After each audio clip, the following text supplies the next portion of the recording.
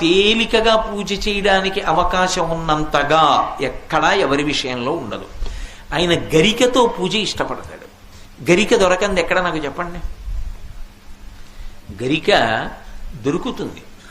గరిక అంటే చాలామంది ఇలా నిలువుగా పెరిగినది అనుకుంటారు. నిలువుగా పెరిగితే దర్భ, నిలువుగా పెరిగినది కాదు. శతమూల శతాంకుర సర్వగం హరతు మే పాపం దుర్వాదు స్వప్ననాశిని అంటారు. దుర్వాంకురములు అంటారు. ఏ గరికతో పూజ చెయ్యాలి అంటే నేల మీద పాకుతుంది గరిక.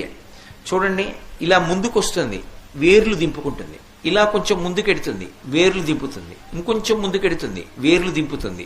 మీరు ఒక ఒడ్డును పట్టుకుని ఇలా పైకి ఎత్తారనుకోండి, పక్కపక్కనే వేర్లకి మట్టితో తీగలా పైకి లేస్తుంది. ఆ గరిక, దాన్ని దుర్వా అంటారు.